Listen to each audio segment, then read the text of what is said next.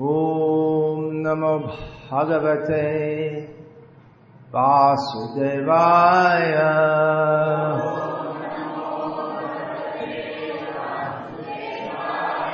Om Namo Bhagavate Vasudevaya.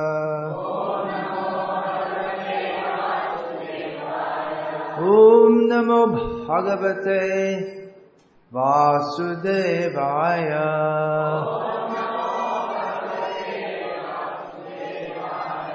Om Namo Bhagavate Narasimhaya. Om Namo Bhagavate Narasimhaya. Om Namo Bhagavate Narasimhaya.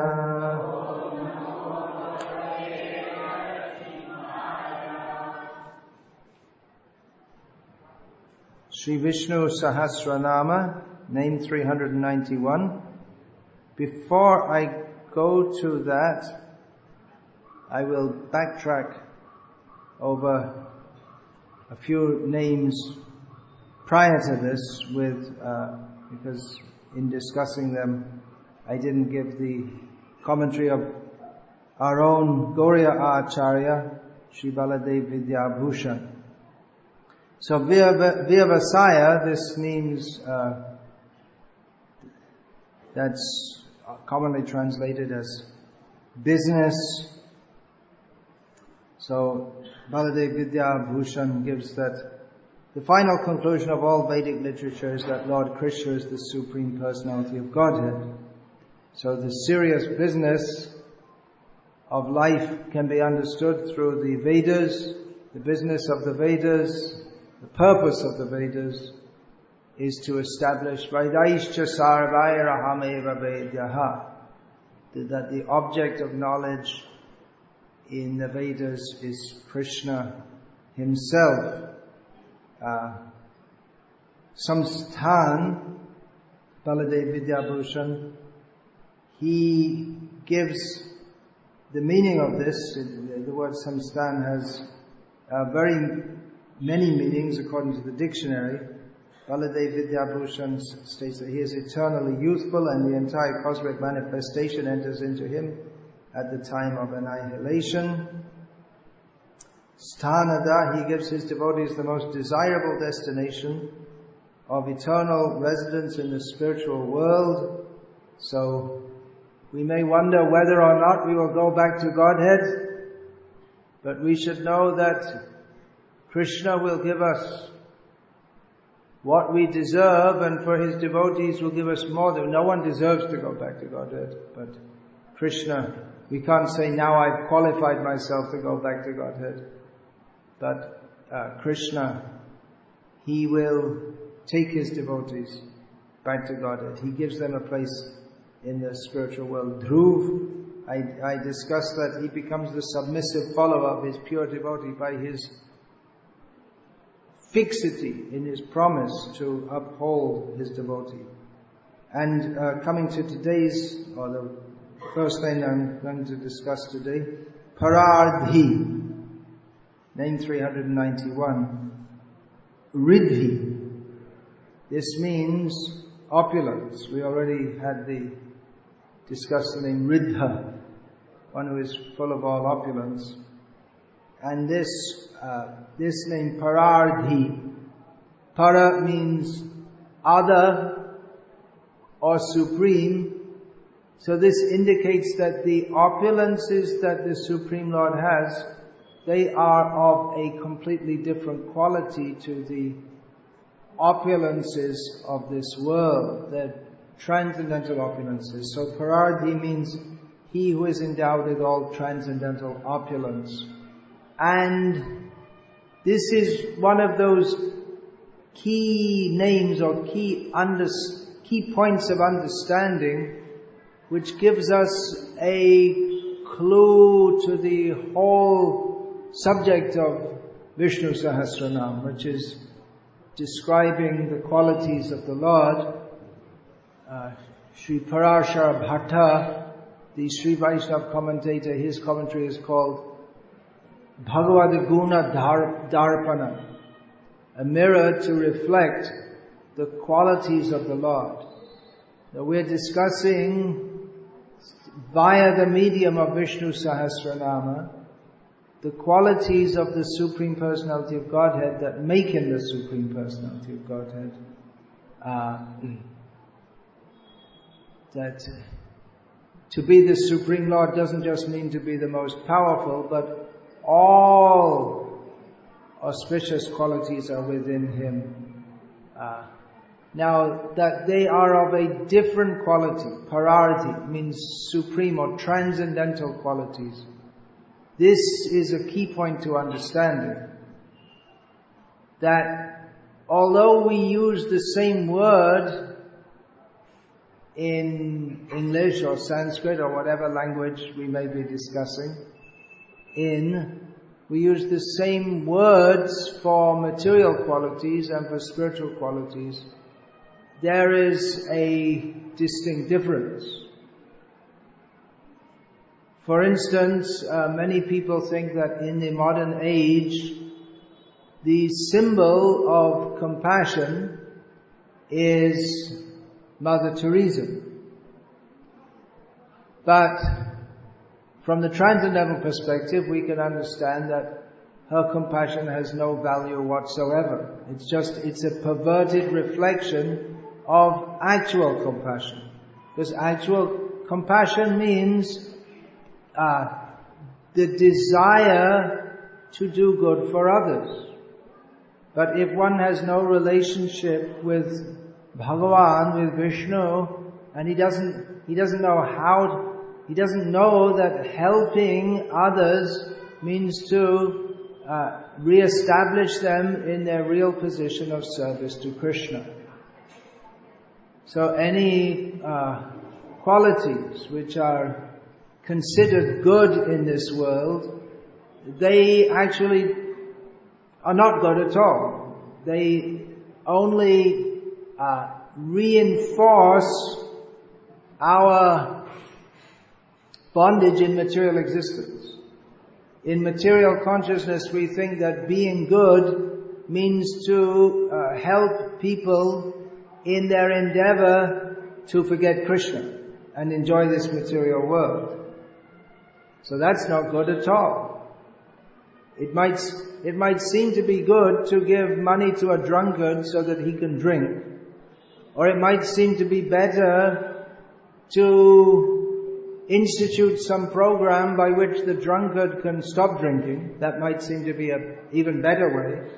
But even if we can help the drunkard stop drinking, still he is addicted to material sense gratification in a way which is maybe not as destructive, in other ways that are not as destructive as his imbibing alcoholic beverages.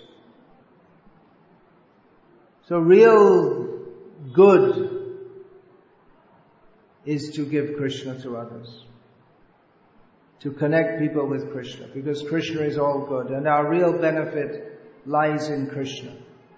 Therefore, yasyasti bhakti bhagavatya kinchana sarvaya gunais tatra samasate suraha harava bhaktasya kuto mahan guna manorathena sati dhavato bahihi. The conclusion is that a person who has complete devotion to Krishna, with no devotion to anything else, who is not desiring anything else, in such a person all godly qualities reside, whereas in the person of someone who has no devotion to Krishna, who is not a devotee of Krishna, even if they're advertised and worshipped as being very saintly people, they actually have no good qualities whatsoever in the true sense of the term. So it's very important to understand that these qualities of Krishna, when we're talking about the qualities of Krishna, it's not that Mother Teresa or someone has these qualities and then Krishna has them maybe a little bit more. But Krishna has actually true qualities, and those are reflected in his devotees, and they also may be reflected in non-devotees, but in a perverted form. So it's very important to understand this point. Therefore, practically we can say the whole the major subject matter of the Bhagavad Gita, beginning from the beginning, very first instructions, and throughout the whole Gita, is distinguishing spirit from matter. First of all, distinguishing the body from the soul, and going on, discussing the three modes of material nature, discussing the transcendental situation,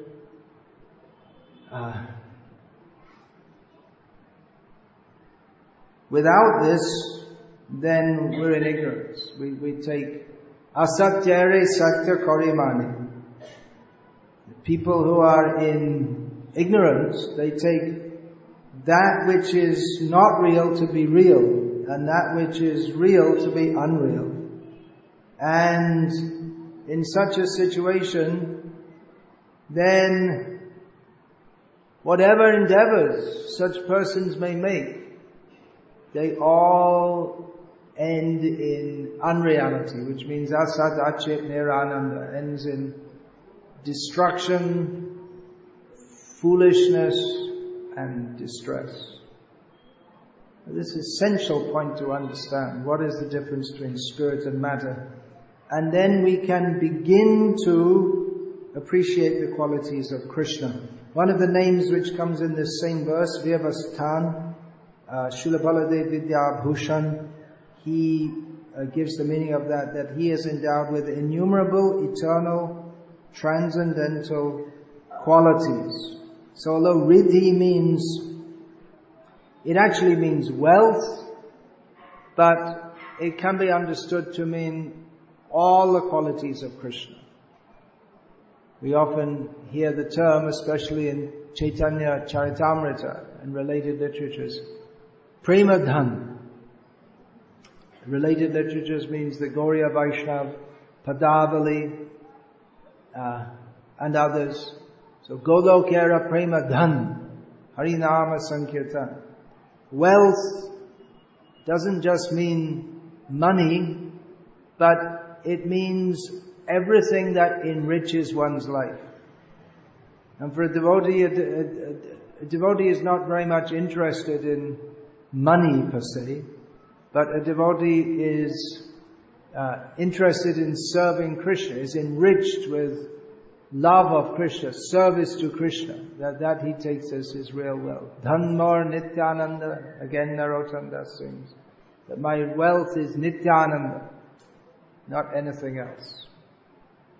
So that Krishna is the best, the most excellent, he himself is the supreme wealth. This is the subject matter of Vishnu Sahasranama and of all the Vedic literatures. But not everyone is qualified to understand this. Now, Sri Pararshara Bhatta and his disciplic followers, they particularly emphasize that this name is pertinent to Sri Ramachandra Bhagavan, who appeared in this world to demonstrate what are the perfect qualities for all human beings.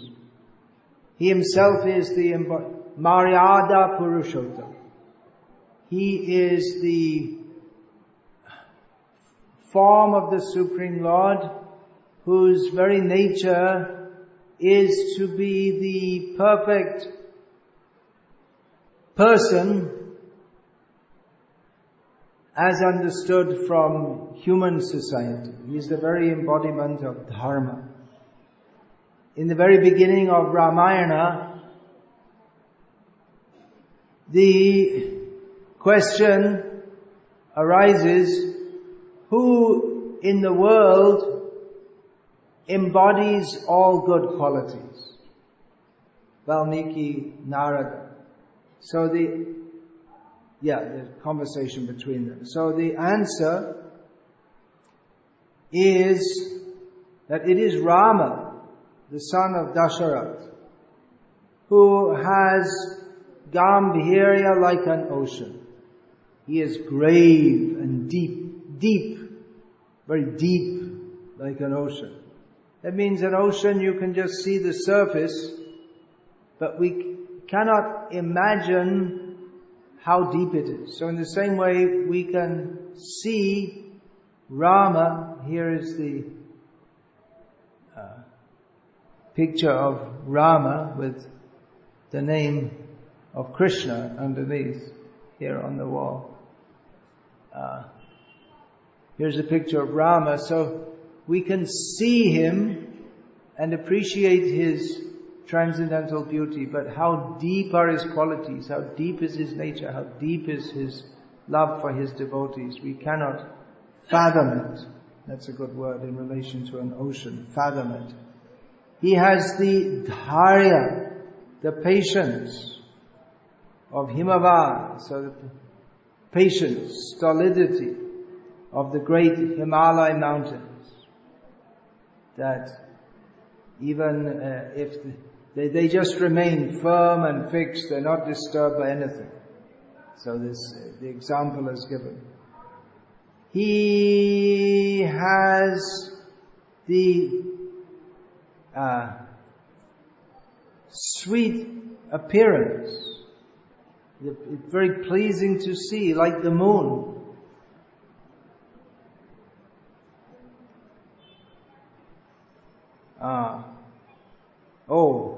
I missed one. The energy, power and heroism of Vishnu. Of course, he is Vishnu. He has anger also, like his anger, when he becomes angry, then it's like the fire burning at the time of the universal destruction. He has the patience of, again, or tolerance of Mother Earth. Mother Earth tolerates that people will walk on her, they will drill and mine, and she's very tolerant. So he's tolerant like a mother, and the greatest of mothers in this regard is Mother Earth.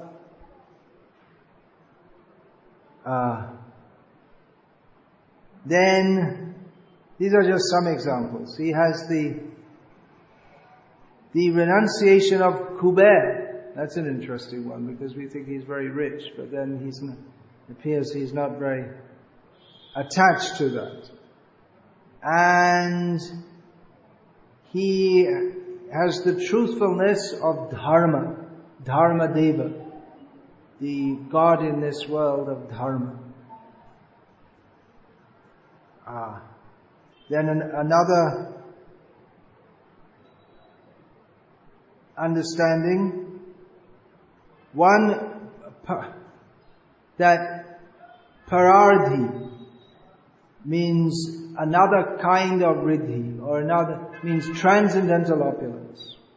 And para also means others, so one who sees others' opulence, or others' fulfillment, or others' welfare, who's always thinking of that, or who fulfills others, that is Pararddhih. So also with Lord Ram, he was, after crowning Vibhishana as king of Lanka, then Rama, he felt fulfilled by doing that. He becomes fulfilled by fulfilling his own word and making others opulent. As a good king, When the citizens are happy, he feels happy like a father who feels pleasure in the happiness of his child. So in this way, this and the next 18 names are described by the Sri Vaishnava commentators, particularly in relationship to Lord Rama.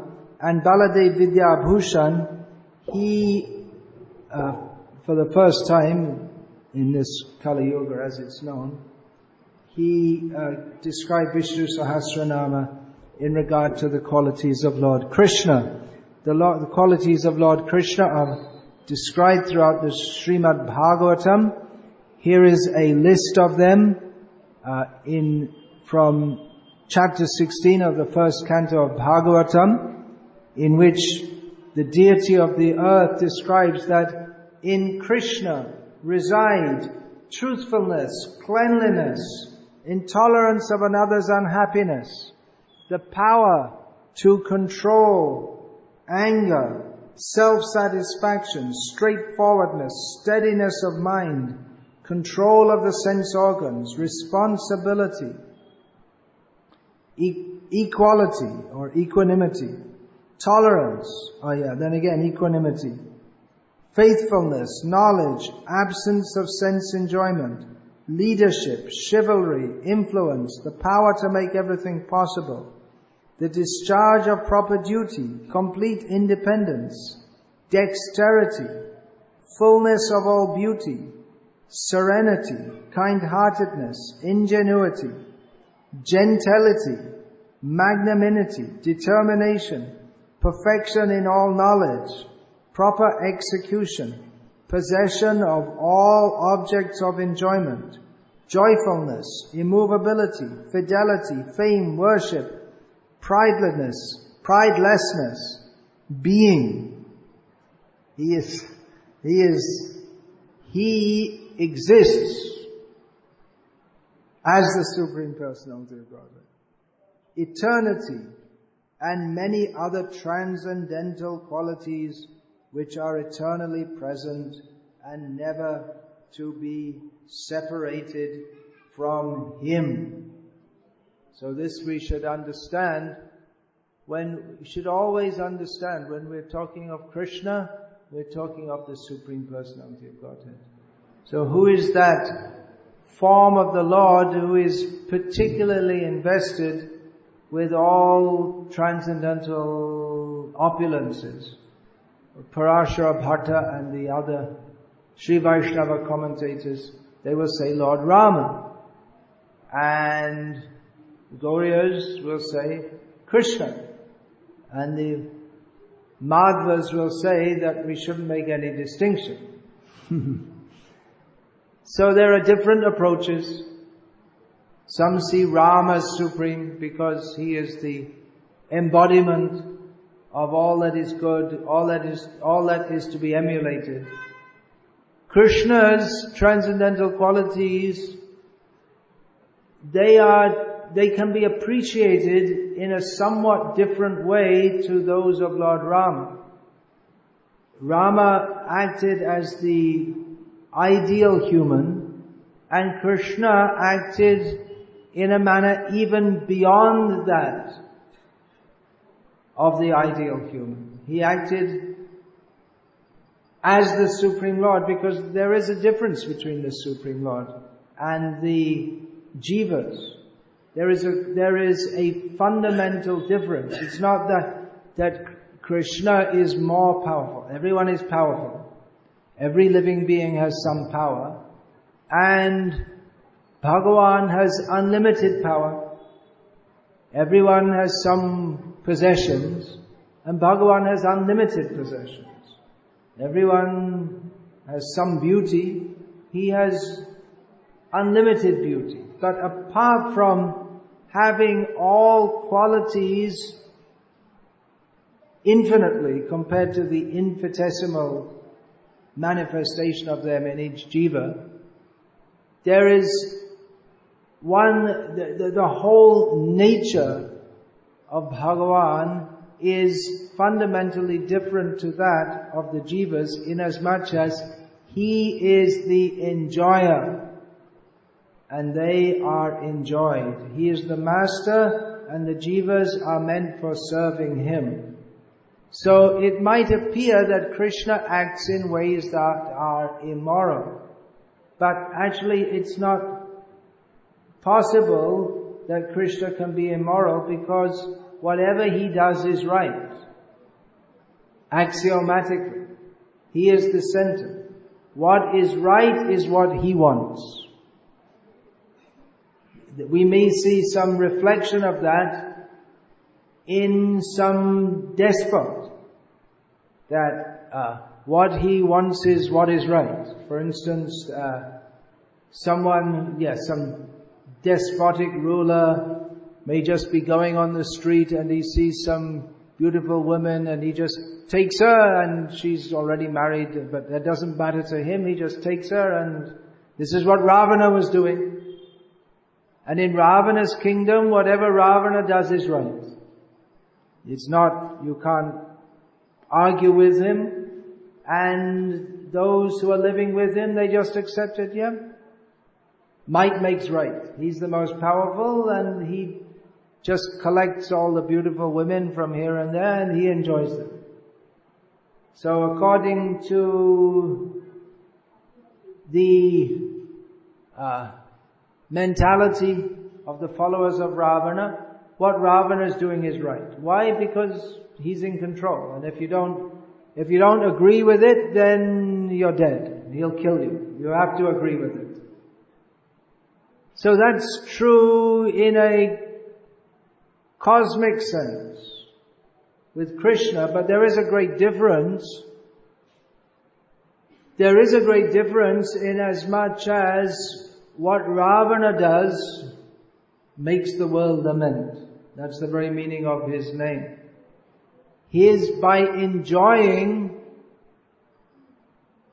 the world, he gives pain to others.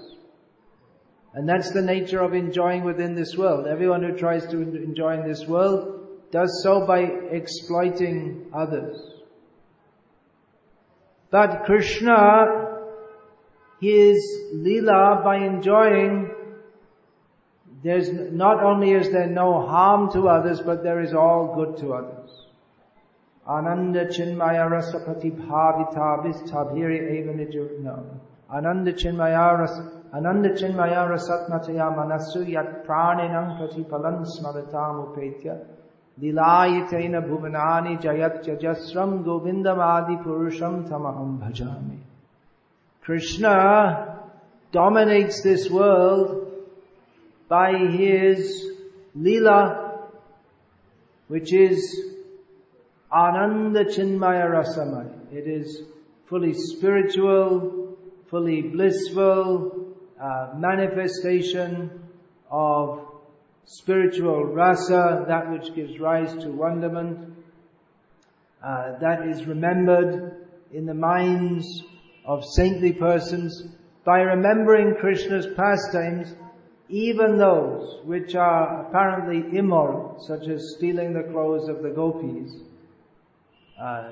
persons become saintly by So this is an essential point, that Krishna's immorality, apparent immorality, demonstrates that he is Bhagavan.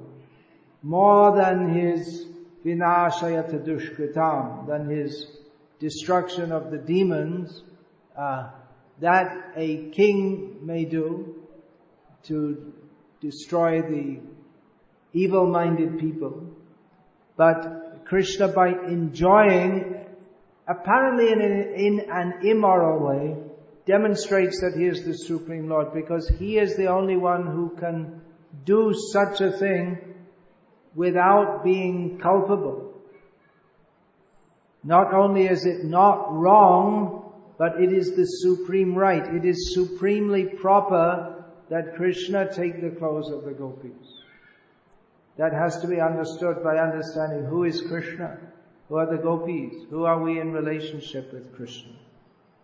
So the divine qualities of Krishna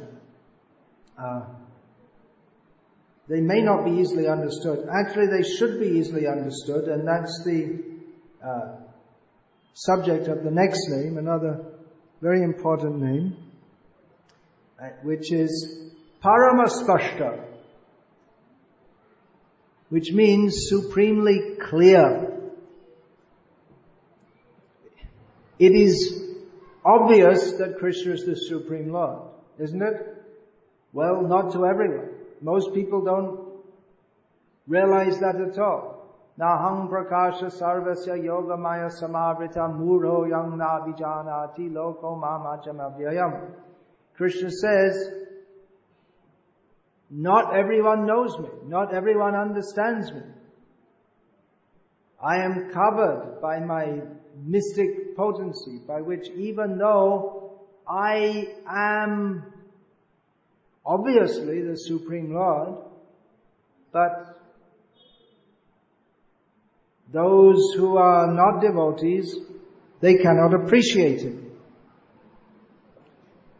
There's a verse in this regard from the Stotra Ratnam of Yamunacharya, which I'll just find out. From Shila Rupa Charitai Parama Prakrishtai Satvena Satvikataya Prabalaischa Shastrai Prakyata Daiva Paramata Vidang Mataischa Naivasara Prakritaya Prabhavanti Bhutam.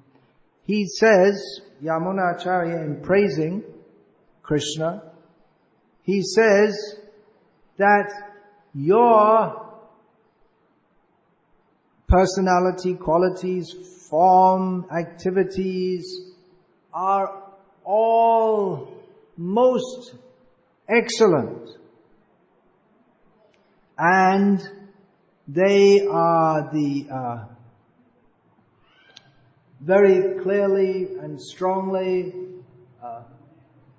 described in that part of Shastra which is meant for and appreciated by persons in the quality or sattva guna, the aspect of material nature which tends to our actual existence or goodness.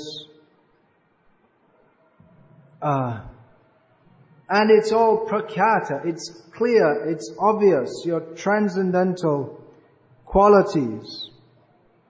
It's clear and obvious to persons who are aware of the spiritual nature. But those who are of the nature of demons, they can never understand it. So actually it's completely clear that Krishna is the Supreme Lord. Krishna performed so many pastimes which clearly indicate that He is the Supreme Lord. Everything about Krishna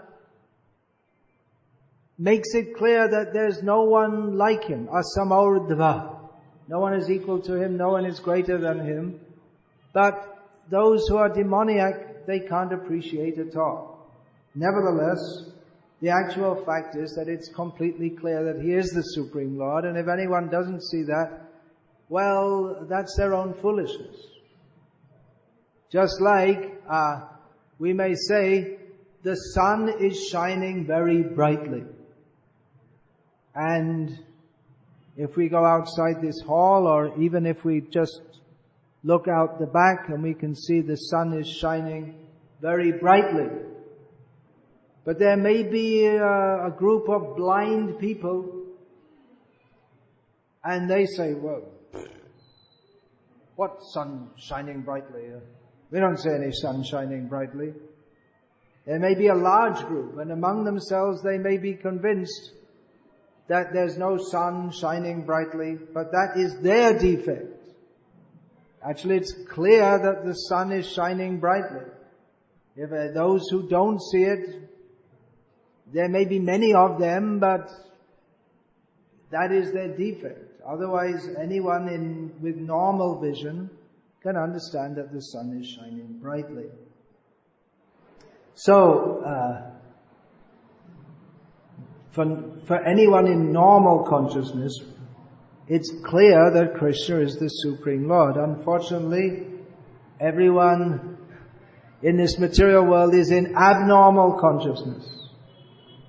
And therefore they don't see. And they think that when there are many people together with the same kind of consciousness, they think that, well, that's normal. In a group of drunkards, they think that, well, to be a drunkard is normal and good. In a group of thieves, they think to be a thief, well, that's just great. So in this material world, everyone is forgetful of Krishna and they think, well, that's just normal. And to think of Krishna, that's something very strange. But actually, the normal position, the proper position, is to just accept what is completely clear. That Krishna is the Supreme Lord. And we find some examples are given in the pastimes of Lord Rama, that when Mandodari, she first saw Rama after Rama had killed Ravana. So she said from Ramayana, Vyaktame Shamaha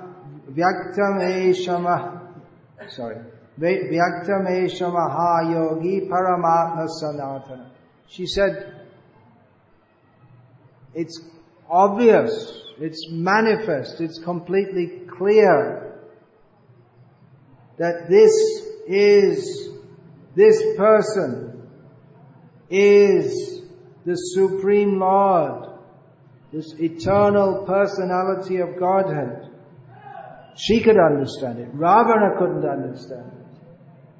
She understood. Just by seeing him, it must be the Supreme Lord. Tara, Bali's wife, when she saw Lord Ram, she also said, Tvamapramayascha Durasadascha Manusha Deha Bhutam Vihaya Divyena Deha Bhyadhyayena Yuktaha. She immediately understood that you are the immeasurable person, appearing as a human kshatriya with weapons, but possessing all divine transcendental qualities.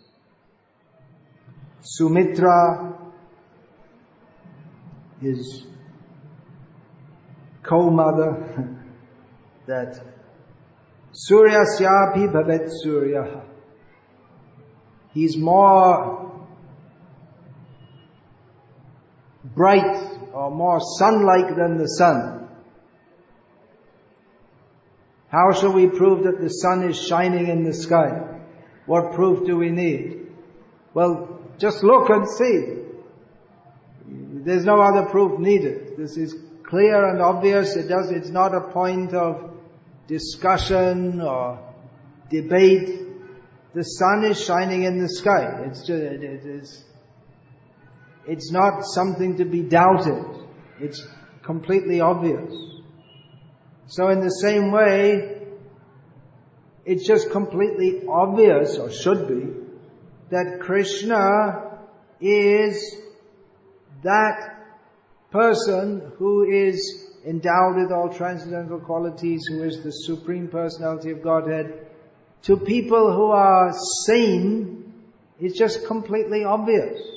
There's actually no need of discussing this way, that way.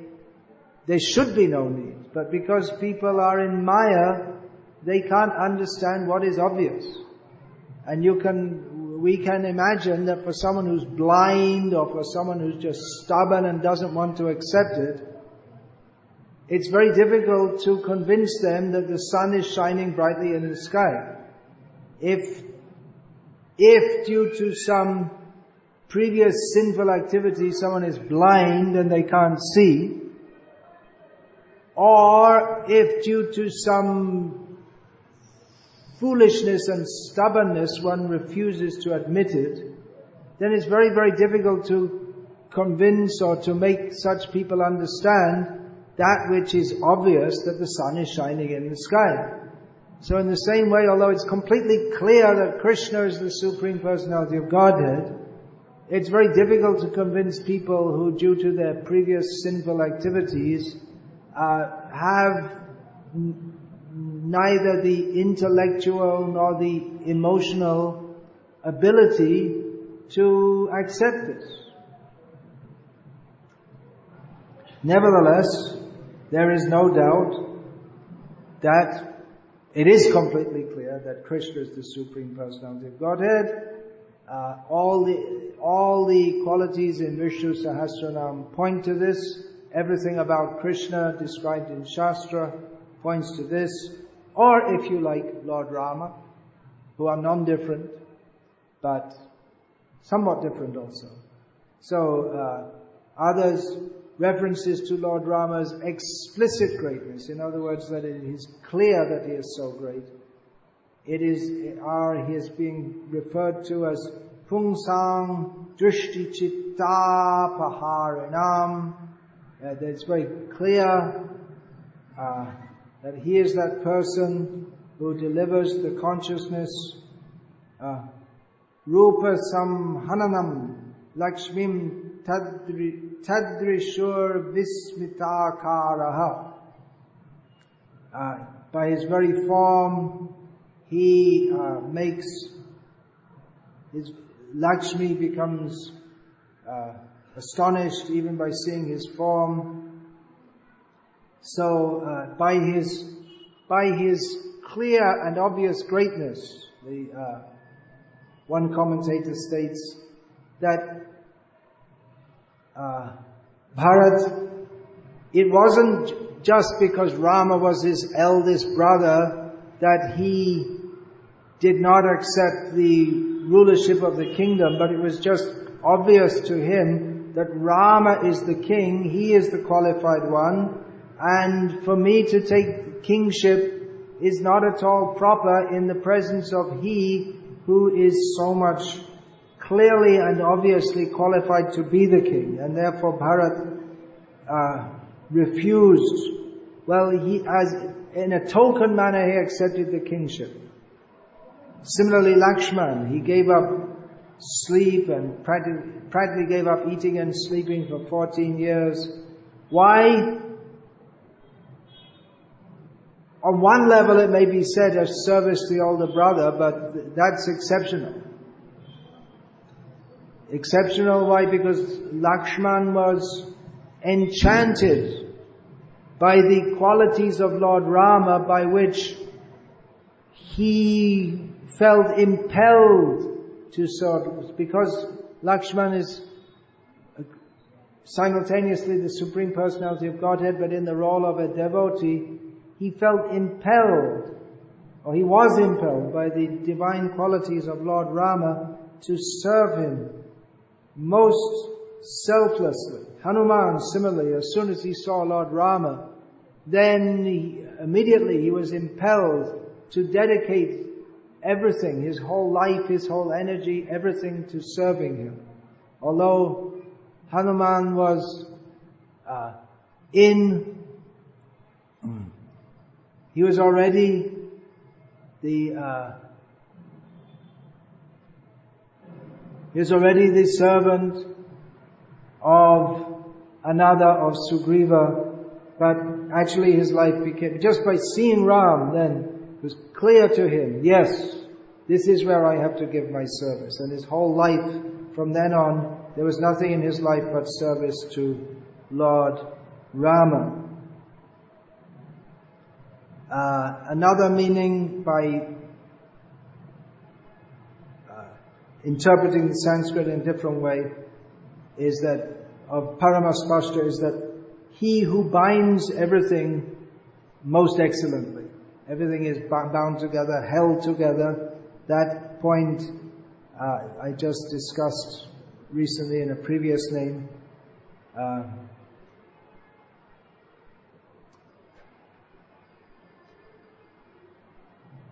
So, Hare Krishna. I'll stop there unless there's any question.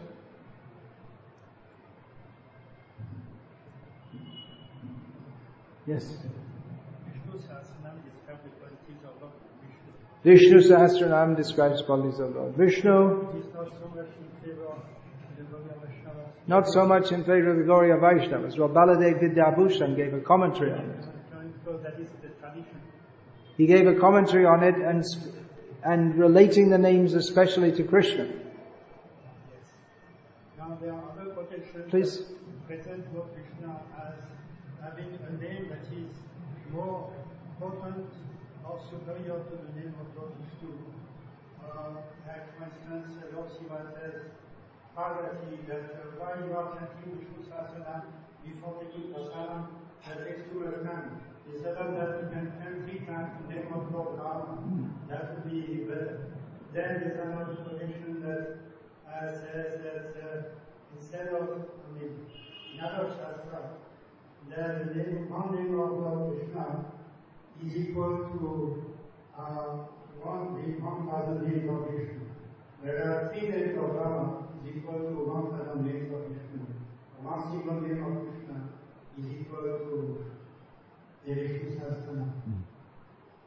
And my question was that there is another Sahasranama that is also well known, and that is in some of the Vrindavan temples they recite daily. I wanted to know a little more about that. Which one? You mean Gopal Sahasranama. No. That's not so wide. It used to be. I used to see sometimes Marwadis would chant that, Gopal Sahasranama. So why bother with Vishnu Sahasranama at all? Well, we could ask Baladev Vidyabhushan, our Acharya, why he bothered with it. We could ask Bhaktivinoda Thakur why he said that in the Mahabharata there are 2 great sections. One is Bhagavad Gita and one is Vishnu Sahasranama. We can chant chanting Vishnu Sahasranama 3 times is said to be equivalent to chanting the name of Krishna once, because Krishna, this name includes all the qualities that are stated in Vishnu Sahasranama, but going through Vishnu Sahasranama in this way helps us to know what those qualities are and to then to be more appreciative of Krishna. So it's not that we reject all this. In that sense, we could reject a lot of the Bhagavatam also, which describes Rama, Nrsimha, Varaha, Kurma, but by understanding that Krishna is Rama, Nrsimha, Varaha, Kurma, and all the other forms, then we become more appreciative of Krishna, which is perhaps why Sri Jayadev Goswami, before describing the intimate pastimes of Radha and Krishna, in his Gita Govinda, first of all sung Keshava Dhritta Dashavidha Rupa Jai Jagadisha Hare. He described the different forms, 10 principal forms of the Lord. He described them in concisely. So understanding that Krishna is Vishnu and understanding all that helps to enhance our appreciation of Krishna. We know also, even the gopis, they know that Krishna previously came as Rama and as Vamana. They say that.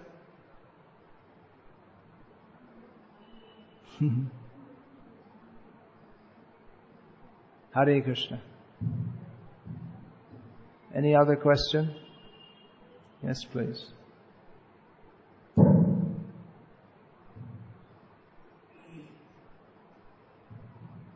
And we can also appreciate, it's not that we are detestable of different forms of the Lord. It's what was that? Sri Jayadeva Kaveridam Uditam Udaram Shrinu Sukadam Shubhadam Bhavasaram Keshavadhrita Dashavidha Rupa Jai Jagadisha Hare. He says that hearing about these different forms of the Lord, that gives happiness and auspiciousness in this material world. So it's not that we're against Chaitanya Mahaprabhu also, he visited Narasimha Mandirs. He told his followers to celebrate Nrsimha Chaturdashi, Ram Navami, as well as Janmashtami. He himself personally, he celebrated Ram Vijayadashami, Ram Navami. So it's not correct to say that Gauriyas, they only concentrate on Radha and Krishna. The original Gauriya, Chaitanya Mahaprabhu, he personally, although his main focus was certainly on the pastimes of Radha and Krishna, but he personally relished and taught his followers also to relish the names, forms, qualities and pastimes of the Lord in various forms. Although our main attention is to Krishna. Srila Prabhupada writes in one purport, one should not divert his attention to other forms of the Lord. So our main focus is on Radha Krishna in Vrindavan. But again, that Radha Krishna in Vrindavan, the appreciation of that will be enhanced by understanding that same Krishna in Vrindavan is Matsya, Kurama, Varaha, Narasimha, Vamana, and so on. Thanks so much. I have a question. You mentioned about spiritual blind people who don't see Krishna as the spiritual person of God. Now, how to convince people who do not see? If someone tightly closes their eyes and says there's no sun, how will you convince them? If they are determined not to see, how will you convince them? All good logic, good reason, good evidence is there that the Supreme Lord is the Supreme Lord. But they don't want. Krishna gives them the intelligence to forget Him. So we can try our best and pray. We cannot convince anyone. We cannot do anything. We can try, and their heart may change by the mercy of Krishna, by the mercy of our acharyas. It's not trying to bring people to Krishna consciousness is not a mechanic. There's no exact formula that if you do this, they will change.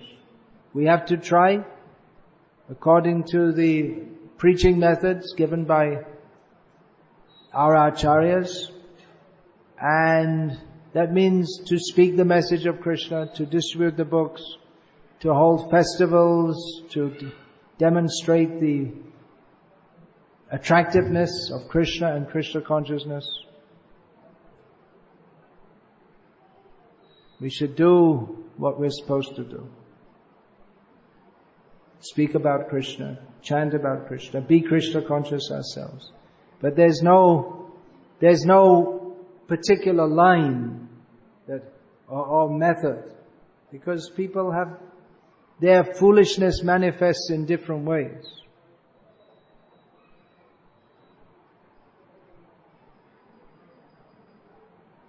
Anything else? Hare Krishna. I'll finish here now. All glories to His Divine Grace, Srila Prabhupada. Hare Krishna.